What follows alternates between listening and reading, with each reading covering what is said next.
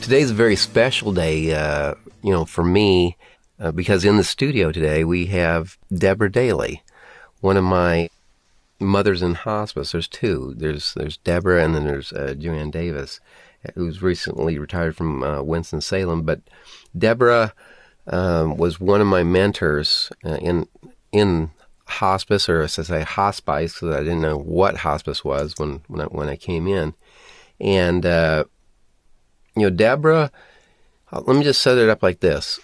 Deborah is one of the brightest and funniest people, in the world. But when I say bright, I'm not just talking about in the hospice universe, as far as being a bright business person. This is a lady that really, wherever she would have chosen to direct her energy and self, would have excelled.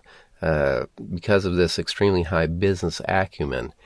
And over the years, she's taught me tremendous, and that's with a capital T, lessons about organizations, about leadership, and the list goes on. And so before getting into, bringing Deborah in, the other thing that's, I think, important to talk about here is that Deborah has worked for a variety of different flavors of hospice, from the not-for-profit world, and that's an important thing for us to keep in mind as we, talk this morning about hospice. And with that, I think it's probably the appropriate time to bring Deborah into the conversation.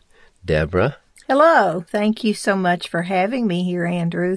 I've got to say I'm very proud of how you have been successful in your endeavors and have brought a lot to the hospice industry in general. Well, thank you. All we can do is get out of the bed. That's right. If we can get out of bed every day and give it our best shot. That's right. That's right. So Deborah, let's talk about your background and tell you a little bit about your story.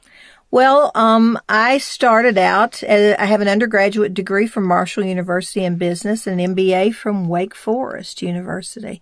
And I started out in the family business, had no interest in being in healthcare, didn't know anything about it. What was the family business? The family business was an office supply business. I can tell you a lot about photocopiers if you need to know that. But the interest came when my friend Marcia died of breast cancer at the age of 29.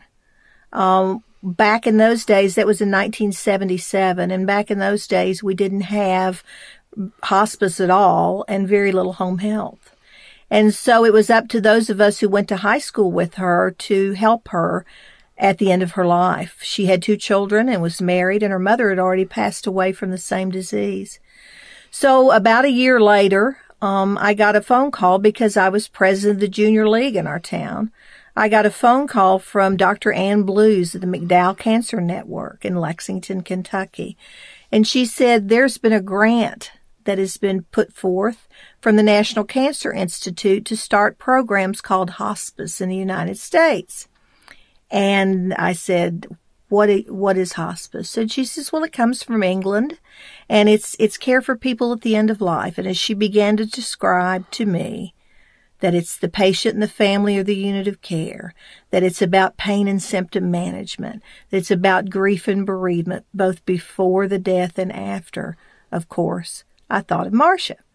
And so the Junior League took that on as our community improvement project, and I was their first executive director. And for 2 years, I earned no money. I went around asking for money because back then, we didn't have any reimbursement. And then I became a paid staff person at $3 an hour. And we got up to 10 patients, but we still had a waiting list. And so a group of folks from all over the country got together and decided to go to Washington to get money, you see. It would be an easy thing to do.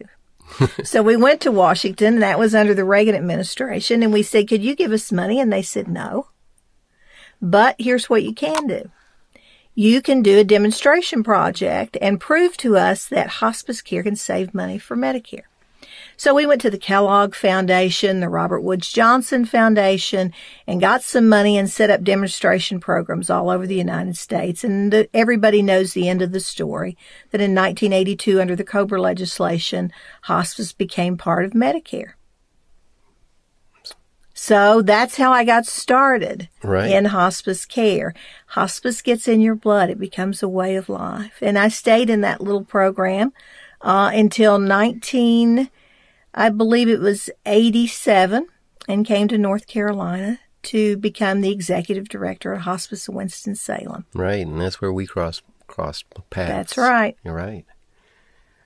Which I remember... even then, you were the maverick in the industry, always challenging.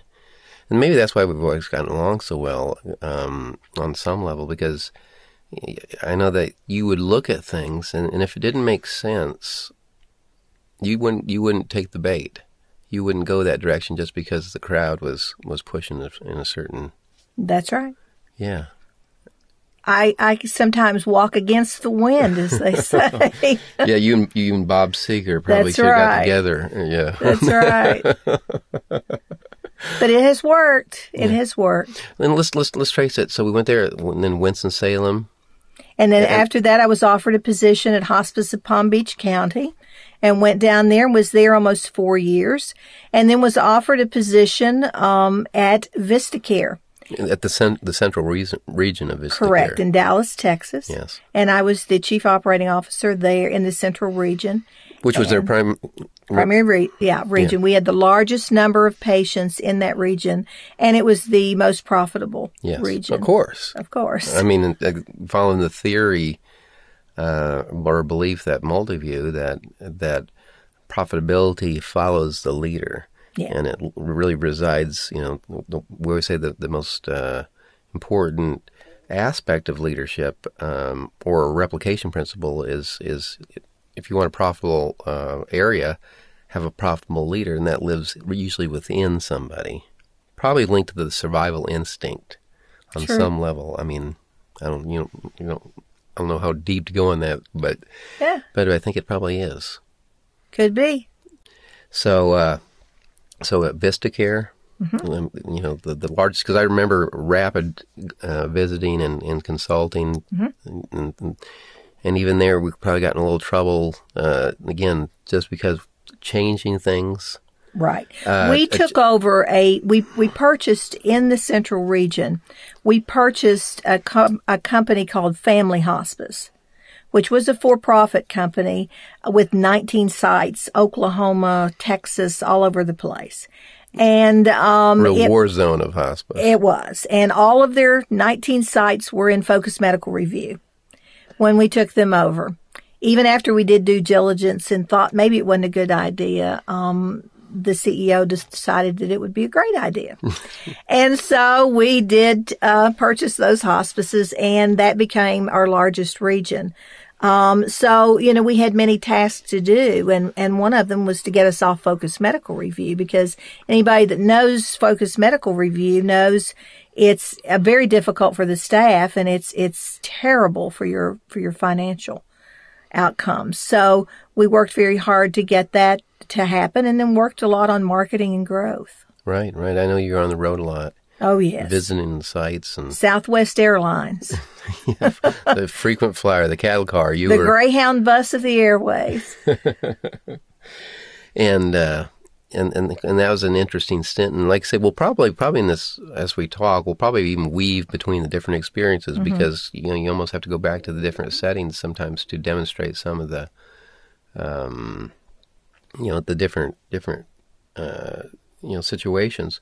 And then from VistaCare? From VistaCare, I went to Hospice of Dayton and was at Hospice of Dayton for 10 years, retired from there in December of 2010. Yeah, and that's quite a situation there as well. Yes. It was an organization that had been founded by a group of individuals who had the mission at heart but did not understand no money, no mission. And so by the time I got there, was in pretty dire financial condition, owed money to Medicare, and very little money to make even the payroll. We had an 88,000 square foot building to support a 71 bed inpatient unit, and we only had 200 patients. In a population area of over 1 million. Yeah. Wow.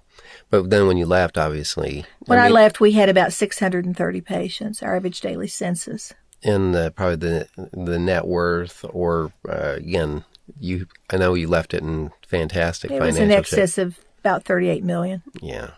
So to me, that speaks volume, and also probably goes back to the fundamental principle that it's no matter what happens with healthcare reform and everything, having cash in the bank is a good thing. Of course, 6 to 9 months of operating cash is usually our advice, but no matter what, you can always bank on that.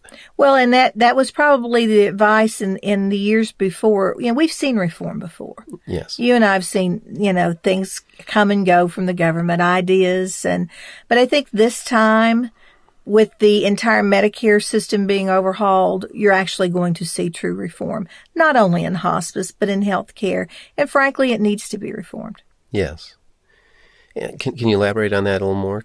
Well, I think when you look at publicly traded hospice corporations and their margins, and that's what the regulators have looked at, they know that there's money to be made in a hospice program.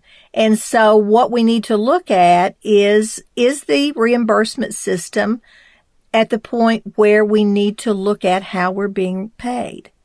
And having worked for a publicly traded organization, I can tell you that probably needs to happen, although there is very little difference in the care delivery, in my estimation, in a for-profit and a not-for-profit.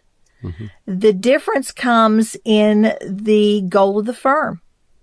Absolutely. For the for-profit organization, it's to maximize shareholder wealth. For the not-for-profit, it's to maximize stakeholders' goals. To meet the needs of the patient, I think is the goal of both the for-profit and not-for-profit. But the financial goal is where the difference lies. Right, right.